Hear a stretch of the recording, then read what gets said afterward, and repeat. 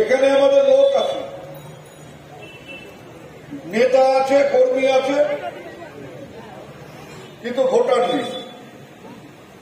এটা একটা অদ্ভুত ব্যাপার। যে মানুষগুলো আমাদের মিছিলে থাকেন, যে মানুষগুলো আমাদের মিটিং এ থাকেন, যারা প্রতিনিয়ত আমাদের প্রতিশ্রুতি দেন, তারা ভোটের সময় ভোট দেন না। এই যে ধাঁধাটা, সেটাকে বের করতে হবে। আপনারা সবাই জানেন, এই খট্টিমারি স্কুলের মাঠে একটি সভা করে আমি সেদিন বলেছিলাম, যদি বাসন্তীহাট থেকে খট্টিমারি পর্যন্ত রাস্তা করতে না পারি, তাহলে জীবনে কখনো ভোট চাইতে আসবে না। গত পঞ্চায়েত নির্বাচনের আগেই এই রাস্তার কাজ আমরা শেষ করি।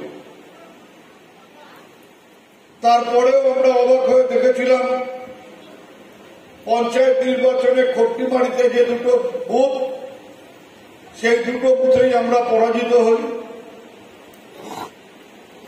24-এর লোকসভা নির্বাচনে আমরা অনেক লড়াই করে, সংগ্রাম করে দিনাটা বিধানসভায় জয়ী হই 18,000 ভোটে, এবং কুচবিহার আসন, যেটা 19 সালে আমরা পরাজিত হয়েছিলাম, সেই আসনটাকে আমরা পুনরুদ্ধার করতে পারি। নিশীথ প্রামাণিকের মতন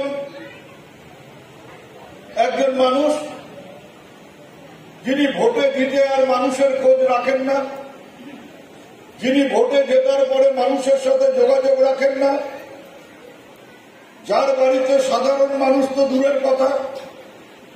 সেদিন শুনছিলাম একজন সাধু মহারাজ, তিনি ওই নিশীথ প্রামাণিকের সাথে দেখা করতে তার বাড়িতে গিয়ে 5 ঘন্টা তাকে বসে থাকতে হয়েছিল।